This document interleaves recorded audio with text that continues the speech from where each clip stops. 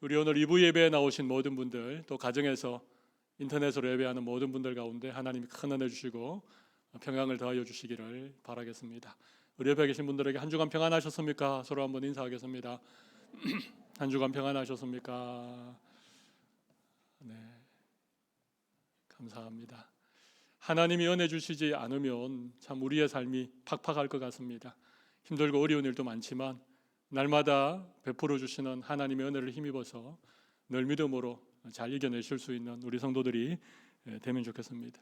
사울이 이스라엘의 첫 번째 왕이었는데 사울이 실패한 아주 중요한 이유가 있습니다. 여러 가지 어떤 그의 교만한 마음이라든지 또 하나님의 말씀에 불순종했다든지 이런 이유들도 있지만 사울이 왕으로서 실패를 하게 된 결정적인 이유가 준비되지 않은 왕이었다는 것입니다. 어느 날 갑자기 이렇게 기름 부음을 받고 전혀 준비되지 않은 상황에서 왕이 된 것입니다. 그러다 보니까 왕이 되고 나니까 이게 그냥 어떻게 해야 될지를 잘 몰랐던 것이죠. 결국 사울은 실패했습니다. 하나님이 사울을 왕으로 세운 것을 후회하셨다. 하나님이 후회하셨다. 그런 말씀하셨습니다. 그리고 사울을 패하고 난 다음에 하나님의 마음에 합한 한 사람을 왕으로 세우기 원하셨는데 그 사람이 바로 다윗입니다. 근데 하나님이 다윗을 기름 부어서 왕으로 세우고 난 다음에 적어도 한 13년, 길게 보는 학자들은 거의 한 20년 가까이를 봅니다. 10년이 훨씬 넘는 그런 시간 동안 하나님은 다윗을 훈련하셨습니다. 왕으로서의 어떤 믿음과 왕으로서의 인격과 왕으로서 갖추어야 될 것들을 하나님이 훈련시켜 주신 것이지요. 다윗은 목동으로 있었습니다. 아버지의 양들을 치는 목동이었습니다. 그리고 8번째 막내 아들이었습니다. 전혀 사람들이 이렇게 알아주지 않는 그런 삶을 살다가 어느 날 갑자기 골리앗을 물맷돌로 쓰러뜨리면서 일약 이스라엘의 영웅이 되었습니다. 서타가 된 것이죠. 그리고 그 당시 왕이었던 사울 왕의 사위가 되었습니다. 부마라 그러죠, 부마. 그러니까 다윗은 하루아침에 신분이 완전히 상승한 것입니다. 가장 낮은 자리에 있다가 가장 높은 자리로 순식간에 올라갔습니다. 근데 그때부터 하나님이 다윗을 훈련하기 시작했습니다. 사울에게 미움을 받게 되고 도망자의 신세가 되고 블레셋으로 도망갔다가 미친 척하고 겨우겨우 목숨을 유지하고 지금 이제 아둘람이라고 하는 큰 동굴로 지금 피해온 것입니다. 여러분, 동굴은 출구가 없지요. 사실 동굴은 막장입니다. 인생의 막장. 터널은 출구가 있지 않습니까? 동굴은요, 출구가 막혀 있는 것입니다. 그곳까지 지금 다윗이 내려온 것입니다. 추락하는 것이 날개가 있다. 1990년도 이문열이라고 하는 유명한 작가가 쓴 소설책 제목입니다만은 제일 높은 곳에서 가장 낮은 곳으로 곤두박질 쳤습니다. 이유가 뭐겠습니까? 하나님이 다윗을 훈련시킨 것입니다. 연단의 시간들을 허락하신 것이죠. 그 시간이 참 길고 힘들었습니다만은 다윗은 그 시간들 가운데 하나님이 이 훈련시켜 주시는 하나님의 연단을 잘 받음으로 말미암아 이스라엘의 왕이 되었을 때 정말 좋은 왕이 되었습니다. 최고의 성군이 되었습니다. 하나님의 마음에 꼭 합한 그런 왕으로서의 삶을 살았습니다. 이스라엘의 모든 역사 가운데 다윗이 가장 위대한 왕이었다라고 하는 사실에 여러분 의의를 제기할 분이 계십니까? 그래서 저는 오늘 하나님이 이 다윗을 왕으로 세우시기 위하여 다윗을 연단했던, 다윗이 훈련받았던 그런 면들이 어떤 것이 있는가를 좀 살펴보겠습니다. 하나님은 우리 한 사람 한 사람을 귀하게 여기십니다. 그냥 어느 들녘에 이름 없이 피었다 바람 불면 시도를 버리는 인생으로 살기를 원하지 않습니다. 내가 뭘 어떻다고 내가 뭘 대단하다고 하나님 나 같은 것도 훈련시키실까? 그건 여러분의 생각이고 하나님의 기준은 다릅니다. 하나님이 우리 한 사람 한 사람을 바라보시는 기준은 다릅니다. 그가 왕이든 그가 어떤 일을 하는 것은 중요하지 않습니다. 하나님 우리 모두를 좋은 신앙의 사람으로 잘 훈련시키셔서 우리가 어떤 자리에서 무엇을 하든지 우리 한 사람을 통해서 하나님께서 기뻐하시고 영광 받으시기를 원하십니다. 이건 꼭 다윗에게 해당하는 얘기다. 그가 왕이 되기 위하여 받았던 훈련이다. 그렇게 생각하지 마시고 하나님이 우리 한 사람 한 사람을 연단시키기 위해서 이런 과정들을 하나님이 거치신다. 그런 마음으로 오늘 말씀을 함께 나누었으면 좋겠습니다. 다윗이 받았던 첫 번째 훈련은요, 신앙훈련입니다. 신앙훈련입니다. 예, 신앙훈련. 다윗은 원래 믿음이 좋았던 사람이죠. 그가 이제 아버지 양을 칠 때부터 막 사자가 양들을 이렇게 빼앗아 가거나 곰들이 움켜갈 때 다윗은 하나님의 이름을 의지해서 막 사자의 입을 찢기도 하고 그랬습니다. 그리고 결정적으로 골리앗이 나타났을 때 모든 이스라엘 사람들은 골리앗을 두려워했습니다. 근데 다윗은 골리앗이 두렵지 않았습니다. 왜냐하면 하나님의 이름의 능력을 믿었으니까요. 하나님의 이름으로 나가면 내가 사자와 곰을 쓰러뜨린 것처럼 골리앗도 쓰러뜨릴 수 있을 것이다. 이게 다윗의 믿음이었습니다. 그러니까 다윗은 원래부터 믿음이 좋았던 사람이었습니다. 특별한 믿음을 가졌던 사람이었습니다. 그런데 다윗이 가졌던 믿음은요, 이게 승리하는 믿음입니다. 하나님의 이름과 능력을 힘입어서 승리하는 믿음은 다윗이 정말 좋았습니다. 근데 믿음이 그런 측면만 있을까요? 우리가 살아가는 날 동안 늘 믿음으로 승리하십니까? 그렇지 않잖아요. 우리의 삶에는 역경이 찾아옵니다. 깊은 인생의 수렁으로 빠져들 때도 있습니다. 그걸 견디어내고 그걸 이겨낼 수 있는 믿음 또한 필요한 것이죠. 하나님이 다윗에게 신앙훈련을 시켰는데 먼저는 하나님의 이름의 능력으로 적들을 쓰러뜨리고 승리하는 이런 믿음을 훈련시켰습니다. 그러고 난 다음에 사울을 통하여서 또 다른 측면의 믿음을 훈련시켜 주셨습니다.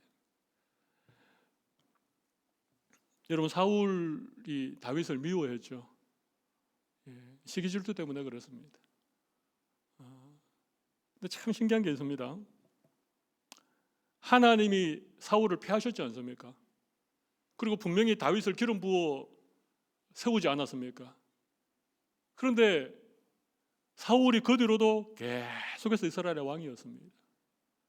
긴 시간 동안 계속해서 다윗을 괴롭히고 다윗을 죽이려고 하고 그렇게 했습니다. 이유가 뭐겠습니까? 하나님이 사울을 다윗의 믿음을 훈련시키는 훈련 조교로 사용하신 것입니다. 다윗에게는 사울이라고 하는 훈련 조교가 있었습니다. 여러분, 모세를 생각해 보십시오. 여러분, 모세가 그 애굽에서 고통당하는 자기 백성들을 구원하기 위한 지도자로 그렇게 세워졌는데 하루아침에 세워졌습니까? 40년이라고 하는 긴 세월을 미디안 광야에서 훈련받았습니다. 그리고 그를 찾아 죽이려고 하는 바로왕이 있었습니다. 출애굽기를 읽어가다 보면 참 신기한 대목이 있는데요, 하나님이 바로의 마음을 완악하게 하셨다. 옛날 성경은 바로의 마음을 강팍하게 하셨다. 하나님이 바로의 마음을 완악하게 하신 것입니다. 그리고는 그 완악한 바로를 통해서 하나님이 모세를 훈련시키신 것입니다. 여러분, 사무엘상을 읽어가다 보면 하나님이 부리시는 악령이 사울에게 들어갔다, 이런 표현이 두세 번 나옵니다. 왜 하나님이 부리는 악령이 사울의 마음에 들어갔을까요? 사울로 하여금 다윗을 미워하고 다윗을 죽이려 함으로 다윗이 계속해서 훈련을 받도록 하기 위함이었던 것입니다. 제 말이 이해가 되십니까? 여러분, 우리 곁에는요 늘 이런 바로 같은 사람, 사울 같은 사람이 있습니다. 그런 사람 없으면 좋겠다라고 생각하지 마십시오. 제가 생략한 것을 좀 보겠습니다. 사무엘상 21장 10절을 한번 보실까요? 거기 보면 그날에 다윗이 사울을 두려워하여 일어나 도망하였다, 그런 말씀이죠. 여기 두려워하다는 표현이 여기 나옵니다. 여러분, 다윗은요 겁이 없는 사람이었습니다. 두려움은 두자도 모르는 사람이었습니다. 사자 앞에서도, 검 앞에서도, 골리앗 앞에서도 전혀 두려워하지 않았습니다. 근데 지금 사울을 두려워하고 있어요. 여러분 19장에 보면 19장 10절에 보면 사울이 단창으로 다윗을 벽에 박으려고 하였으나 그는 사울 앞을 피하고 다윗이 그 밤에 도피하며 그냥 피하고 도망했다 이렇게 되어 있죠. 12절 보실까요? 거기 보면 그가 피하여 도망하니라. 사울이 죽이려고 하니까 그냥 죽지 않기 위해서 그냥 피한 것입니다. 19절도 한번 보실까요? 18절 다윗이 도피하여 라마로 가서, 여기 뭐 도피하다, 피하다 이런 표현이 많이 나오는데 그 앞에는 두려워하다는 말이 전혀 없습니다. 그런데 지금 사울이 정말 군대를 동원해서 자기를 죽이려고 하는 그 사실을 알게 된 다윗은요 마음에 뭐가 생겼습니까? 두려움이 생겨요. 여러분 두려움이 찾아오면요 믿음이 사라집니다. 두려움이 찾아오면 사람의 판단력이 흐려집니다. 두려움에 사로잡히면 그렇게 사리가 분명하던 사람들이 이 잘못된 선택을 하게 됩니다. 여러분 다윗이 사울을 두려워해서 어디로 피했다고요? 가드 왕 아기스에게로 몸을 피하는 것입니다. 여러분 가드가 어떤 곳입니까? 다윗이 죽인 골리앗이 가드 출신이죠. 다윗이 그것을 몰랐을까요? 아닙니다. 두려움이 그냥 사로잡히니까 판단력이 흐려져 버린 것입니다. 그래서 아기스에게로 피했는데 다윗의 정체가 바로 돌통이 났습니다. 이 자가 여인들이 사울은 천천히요 다윗은 만만히로다 그렇게 노래했던 골리앗을 쓰러뜨린 그 다윗입니다. 그 보고가 들어가자 이제 다윗은 죽은 목숨인 거예요. 그때 다윗이 미친 채 합니다. 그죠? 미친 채 합니다. 대문짝을 그냥 그적그적거리고 수염에다 그냥 침을 질질 흘리면서 완전히 미친 사람 모습을 합니다. 그래서 아기스 왕이 다윗에 대해서 안심하게 되었습니다. 그 틈을 이용해서 다윗이 그 가드에서 피해서 지금 아둘람 동굴로 이렇게 들어온 것입니다. 시편에 보면 다윗이 이 가드 왕 아기스 앞에서 미친 채 하다가 쫓겨나서 지은 시가 있습니다. 그게 시편 34편입니다. 시편 34편 8절과 9절을 한번 보실까요? 거기 보면 너희는 여호와의 선하심을 어떻게 알으라고요? 맛보아 알지어다. 맛보아 알지어다. 그에게 피하는 자는 복이 있도다. 9절 너희 성도들아 여호와를 경외하라. 그를 경외하는 자에게는 부족함이 없도다. 여러분 다윗이 그 사울이 두려워서 아기스에게로 피했다가 미친 척하고 겨우겨우 목숨을 부지하고 나왔는데 그 과정 가운데 그가 깨달았던 믿음이 있습니다. 그게 뭡니까? 하나님의 선하심을 맛보아 알았다는 것입니다. 하나님께 피해야지. 하나님을 두려워하고 하나님을 경외해야지 하나님이 부족함이 없는 인생을 살게 하는데 사울을 두려워하고 아기스를 두려워하니까 여러분 이거 골리앗을 쓰러뜨릴 때에 배울 수 있는 믿음이 아닙니다. 이건 정말 그가 죽을 뻔한 그런 상황 가운데에서 그가 하나님의 은혜를 경험한 것입니다. 하나님은 이렇게 우리의 믿음을 훈련시키기를 원하십니다.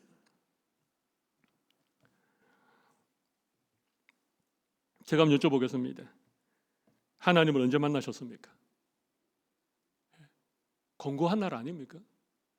내 생명이 위태로운 그런 어떤 인생의 순간에 우리가 정말 하나님 만나, 여러분 하나님이 가장 가까이 계실 때는요 우리가 고난 가운데 있을 때입니다. 다윗은 그 고난을 통해서 하나님의 선하심을 맛보아 알게 된 것입니다. 하나님만을 두려워하는, 사람을 두려워하지 않는, 하나님만을 두려워하는, 하나님을 경외하는, 젊은 사자는 궁핍하여 줄일지라도 여호와를 경외하는 자에게는 모든 좋은 것에 부족함이 없게 된다는 시편 34편 10절 말씀입니다. 그걸 깨달은 것입니다. 하나님은 우리의 믿음을 늘 훈련해 주십니다. 다윗이 제일 먼저 받았던 신앙 훈련이었습니다. 두 번째 훈련은 인격 훈련이었습니다. 두 번째 훈련은 인격 훈련이었습니다. 여러분 사람은 성품이 있습니다. 근데 사람의 성품에는요 두 가지가 있습니다. 하나는 타고난 기질과 후천적으로 형성되는 인격이 있습니다. 사람의 성품은요, 기질과 인격으로 구성되어져 있습니다.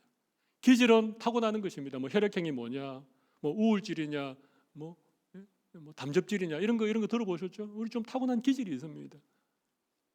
근데 인격은요, 후천적으로 형성되는 것입니다. 어린 시절 부모와의 관계 속에서 형성되는 것입니다. 형제들과의 관계 속에서, 학교를 가서 친구들과 선생님과의 관계 속에서 인격이 형성되는 거예요. 근데 여러분, 좋은 인격으로 형성될 수도 있고 인격이 나쁘게 그렇게 형성되어질 수도 있습니다. 좋은 인격으로 형성되어지는 것은요, 믿음이 있으면 제일 좋습니다. 그러니까 믿음을 가지고 있는 사람들은요, 좋은 인격으로 형성될 가능성이 굉장히 많습니다. 왜냐하면 똑같은 어떤 일을 겪을 때에, 똑같은 상황을 만났을 때에 그것을 어떻게 바라보고 어떻게 반응하느냐, 이게 인격인데, 늘 긍정적이고 늘 믿음의 눈으로 보면 좋은 쪽으로 반응하기 때문에 좋은 인격을 가지게 되어져요. 근데 그렇지 못한 경우가 있습니다. 늘 부정적이고 늘 비관적이고, 그러면 어떤 일을 겪으면 그 일을 통해서 인격이 성장하는 것이 아니라 그 일을 통해서 인격이 더 나쁜 쪽으로 갈 수 있다는 것입니다. 이해가 되십니까? 여러분, 인격을 그릇으로 비유할 수 있습니다. 인격을 그릇으로 비유할 수 있는데, 좋은 인격은요, 그릇이 크고 또 그릇이 깊습니다. 좋은 인격은 인격의 그릇이 크고 인격의 그릇이 깊어야 됩니다. 인격의 그릇이 크다는 것은 이건 사람들을 잘 포용하는 능력을 말합니다. 포용력, 사람들을 이해할 수 있는.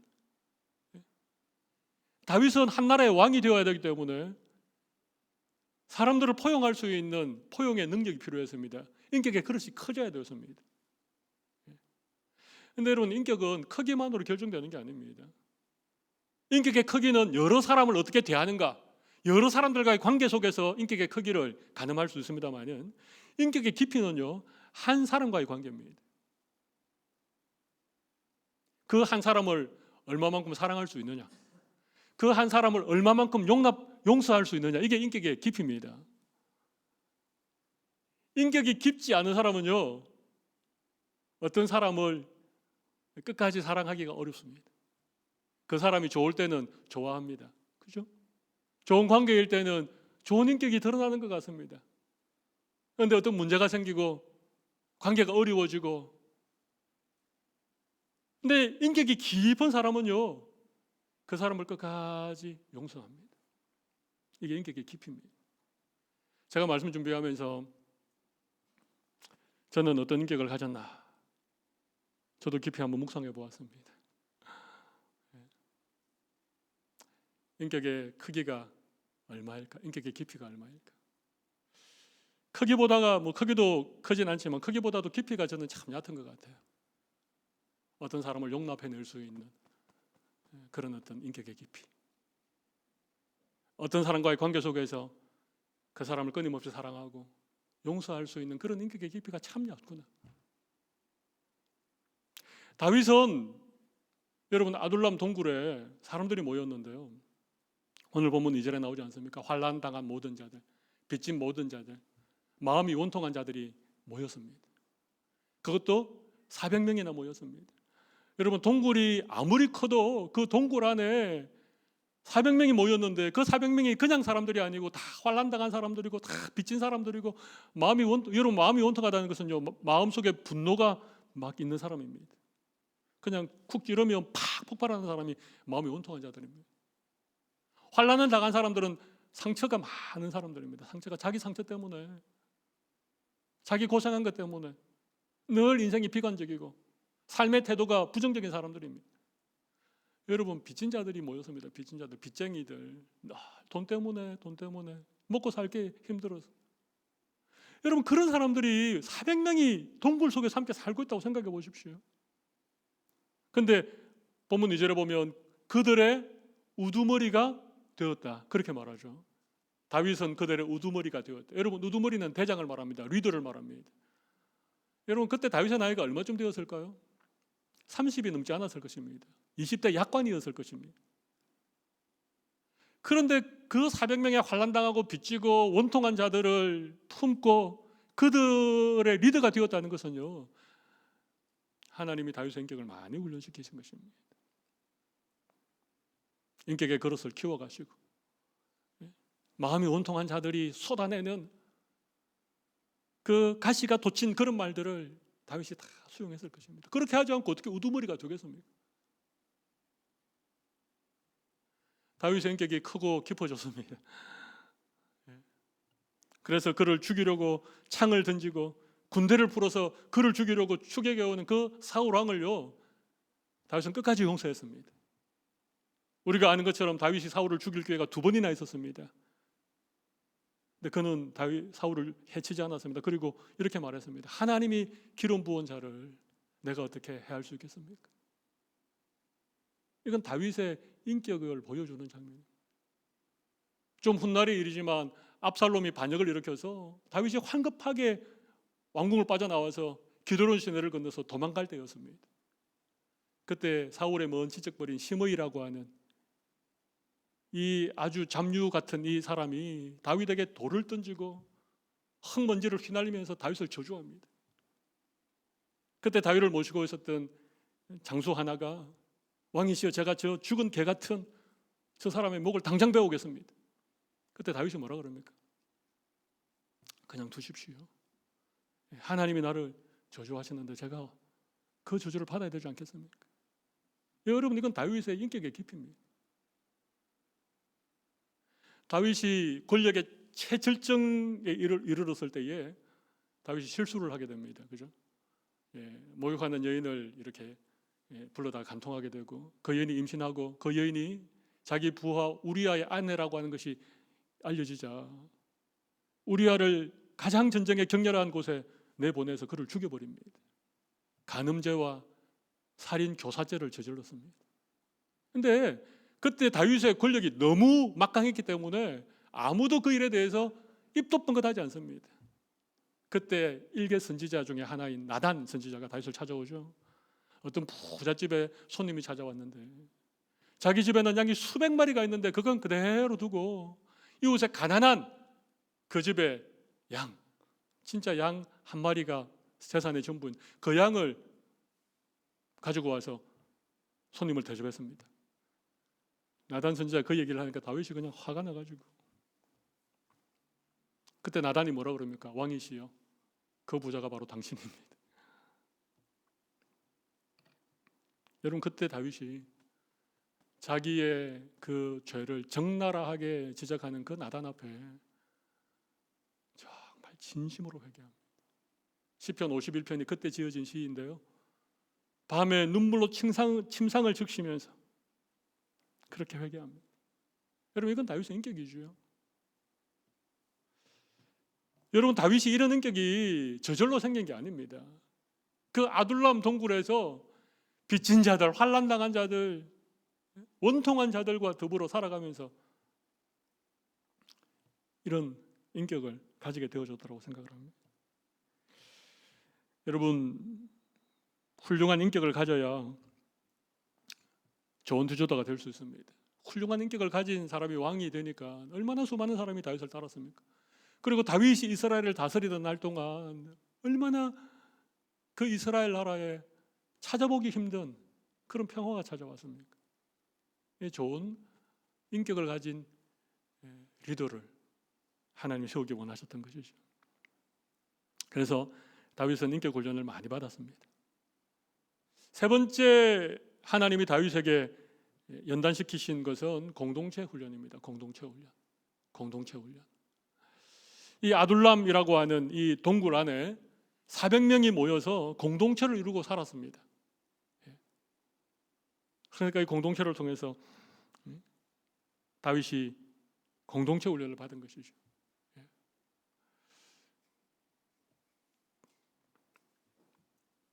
다윗이 이 400명의 우두머리가 되었습니다. 400명의 우두머리가 된다는 거 여러분 쉽겠습니까? 어렵겠습니까? 그것도 환난당한 자들, 빚진 자들, 원통한 자들, 이런 사람들이 모여있는 그 400명의 공동체의 리더가 된다는 것 정말 어렵습니다. 우리 사랑의 교회는 뭐 청년들이긴 하지만 한 200명 정도 됩니다. 여러분 200명의 담임 목회자가 되는 게 쉽겠습니까? 어렵겠습니까? 하나님이 정말 제 인격에 그릇이 부족하니까 하나님 정말 불쌍히 여기셔서 우리 사랑의 교회는 참 좋은 공동체입니다. 우리 성도님들 한 분 한 분들이 얼마나 귀한 분들인지 모릅니다. 제가 이렇게 개인적으로 만나서 얘기해 보면 참 좋은 분들이십니다. 근데 그럼에도 불구하고 200명의 담임 목사가 쉽겠습니까? 어렵겠습니까? 아무도 어렵다고 얘기를 안 해주시네요. 근데 여러분 다윗은요 400명 아둘람 그 동굴 공동체의 리더였습니다. 그것도 평범한 사람이 아니었습니다. 다 마음에 뭔가 이게 웅어리가 있는 사람들이었습니다. 하나님이 한 나라를 맡기기 전에 이스라엘이라고 하는 한 나라를 맡기기 전에 그 400명의 아둘람 동굴을 맡겨주신 거죠. 그걸 다윗이 잘 감당했습니다. 이때 다윗과 함께 생사고락을 함께 했던 이 400명의 아둘람 공동체의 이 사람들은요 나중에 이스라엘을 건국하는 개국 공신들이 됩니다. 여기에서 훌륭한 장수들이 나왔습니다. 여기서 목숨을 바쳐서 다윗에게 충성하는 사람들이 나왔습니다. 여러분 다윗이 왕이 되어서 주위에 훌륭한 사람들을 쫙 불러 모았다고 생각해 보십시오. 물론 그 사람들도 훌륭하게 나라를 다스릴 수 있겠지만 여러분이 아둘람 동굴에 모여든 이 사람들이야말로 정말 밑바닥부터 함께 했던 상처도 드러내고 그냥 티격태격 그냥 싸우기도 하고 여러분 좋은 호텔의 커피숍에서 사람 만나보십시오. 거기는 옷을 잘 입고 나오죠. 예의와 격식을 탁 차리죠. 여러분 거기서 나오는 얘기는요 그냥 딱 그만큼입니다. 그 이상의 얘기를 할 수도 없고 그 이상의 관계도 만들 수 없습니다. 근데 진짜 인생의 막장 아둘람 동굴에서 함께 만나서 거기에서 고생도 같이 해보고 거기에서 죽을 고비도 넘겨보고 거기서 서로 피 터지게 싸워도 보고 저는 이 아둘람 동굴에서 얼마나 많은 문제가 있었는지 기록을 하고 있지 않지만 저는 가히 짐작할 수 있습니다. 그래서 좋은 공동체가 된 것이죠. 다윗에게 공동체의 우두머리가 되는 그 공동체의 리더가 되는 훈련을 빡세게 시키신 것입니다. 이런 훈련이 안 되면 작은 공동체라도 사실은 맡으면 어려워지죠. 구역장을 맡았는데 구역 식구들을 제대로 잘 섬기지 못할 때가 있습니다. 하나님이 다윗에게 공동체의 우두머리가 되는 훈련을 시키셨어요. 그런데 이 아둘람 공동체가 참 귀한 공동체입니다. 어쩌면 이 아둘람 공동체가 저는 오늘날 교회와 같아야 된다 그런 마음을 많이 가지고 있습니다. 빚진 자들, 환난 당한 자들, 원통한 자들 이런 사람들이 모였지 않습니까? 더 이상 갈 곳이 없는 사람들이 마지막으로 모여든 것이 아둘람 공동체였습니다. 저는 교회는요 진짜 더 이상 세상에 갈 곳이 없는 그런 사람들이 와도 언제든지 문이 열려 있고 언제든지 환영하는 공동체가 되어야 된다고 저는 생각합니다. 교회 문턱이 높으면 안 됩니다. 교회 문턱이 높으면 여러분 원통한 자들이 교회 안 옵니다. 빚진 자들이 교회 안 옵니다. 나는 아직 담배를 못 끊었는데 담배 피우면서 교회 다니시는 게 더 좋습니다. 담배 피우는 것 때문에 교회를 못 가는 것보다 그렇지 않습니까? 근데 교회가 담배 피우는 사람들에 대해서 뭔가 이렇게 좀 잣대를 들이대고 어떤 이상한 눈으로 보면요 그 교회 문턱이 높은 것입니다. 제가 처음 사랑의 교회 와서 우리 청년들이 막 몸에 문신도 새기고 막 머리에 막 이상한 연색도 하고 모자를 푹 눌러서고 처음에는 우리 성도들이 얘기를 하시더라고요. 근데 여러분 교회는 그렇게 해서라도 교회를 다니는 게 좋습니까? 아니면 타투한 것 때문에 교회를 못 다니는 게 좋습니까? 제 말이 이해가 안 되십니까? 교회 문턱은 낮아야 된다니까요. 교회 문턱이 높으면 안 됩니다. 술 주정뱅이라도 교회 오셔야 되고 물론 교회는 거룩한 공동체입니다만은 거룩하게 되어져 가는 공동체입니다. 다 죄인들이 오고 인생에 사연이 많은 사람들이 오고 더 이상 환영받지 못하는 사람들이 교회에 와서라도 정말 따뜻하게 환영받고 하나님의 사랑과 은혜 안에서 녹아지는 것이 교회 아닙니까? 왜 교회 문턱을 자꾸 높이려고 합니까?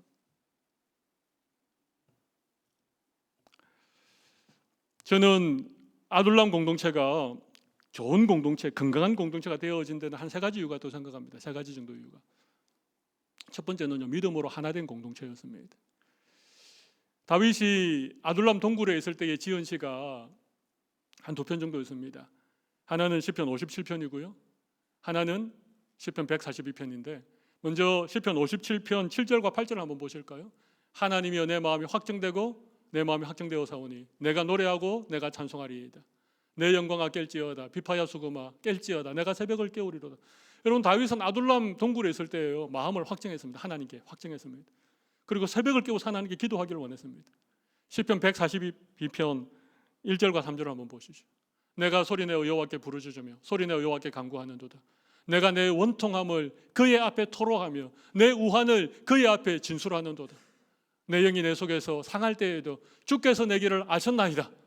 내가 가는 길에 그들이 나를 잡으려고 올무를 숨겼나이다. 여러분 다윗은요, 그가 원통한 것, 그가 속상한 것, 그거 전부 다 하나님께 기도했습니다. 어떤 공동체 안에 어려움이 생길 때마다 그걸 새벽마다 하나님 앞에 부르짖습니다. 여러분 아둘람 공동체가 우두머리인 다윗이 하나님 앞에 하나님만 바라보고 기도하니까 그들 가운데 계속해서 하나님을 바라보는 믿음의 눈이 생기기 시작한 거예요. 여러분 공동체 400명이 서로를 바라보고 있으면 어떻게 되겠습니까? 누가 뭘 잘하나 누가 뭘 못하나 그것만 바라보고 있으면요, 그 공동체는, 근데 그들이 모두 다 믿음으로 하나님을 바라본 거예요. 부부가 하나 되려면요, 같이 믿음으로 하나님을 바라보면 돼요. 하나님 바라보고 같이 가면 하나가 될 수 있습니다. 근데 서로를 바라보면서 뭐 넌 이게 잘하니 못하니. 아둘람 공동체는 믿음으로 하나 된 공동체였어요. 두 번째는요, 상처를 드러내는 공동체여서 상처를 드러내는 공동체. 거기에 모인 사람들이 다 인생 막장 아닙니까? 환난 당하고 빚지고 원통함이 있는 사람들이 모이니까 거기에서 무슨 포음을 잡았겠습니까? 여러분 거기서 포음 잡고 안 그런 척하고 있을 수 있겠습니까? 거기는 자기가 어떤 상처가 있는지, 어떤 실패를 경험했는지 이런 걸 숨김없이 드러내는 공동체였습니다. 여러분 좋은 공동체는요, 상처를 드러내는 공동체입니다. 상처를 드러내어야 치유와 회복이 있거든요. 그런데 안 좋은 공동체는요, 와서 괜히 교양 있는 척. 저는 우리 사랑의 교회가 상처를 드러내어도 그것이 흉이나 허물이 되지 않는 공동체가 되면 좋겠습니다.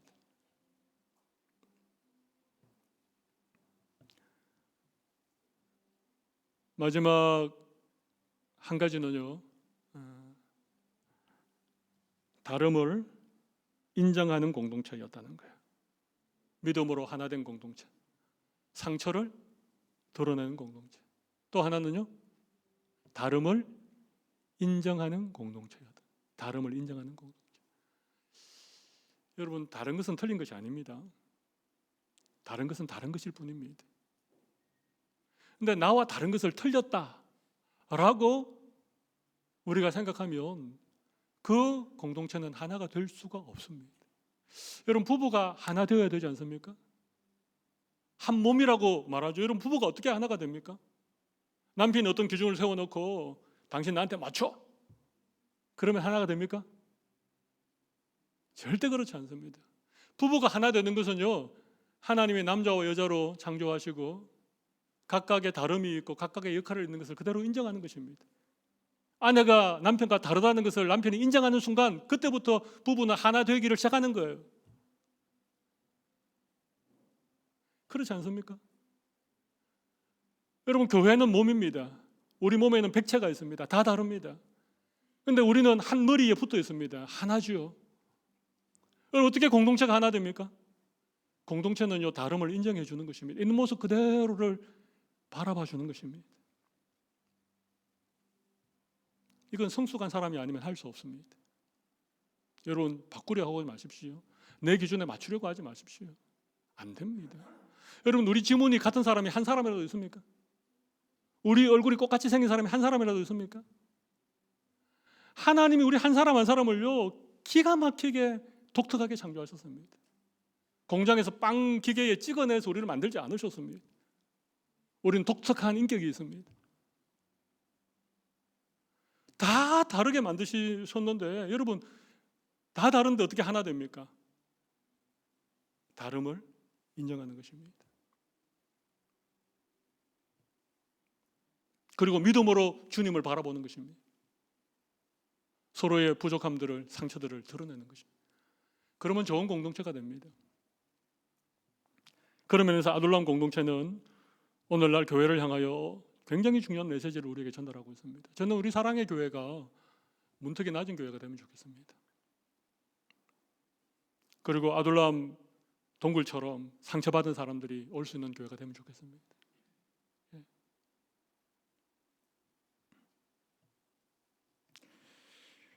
다윗은 이 아둘람 공동체에서 하나님께서 훈련시키시는 것들을 잘 소화해내고 장차 이스라엘의 왕이 되어서 가장 찬란했던 가장 하나님의 뜻에 합당한 그런 나라를 40년간을 섬기게 되죠.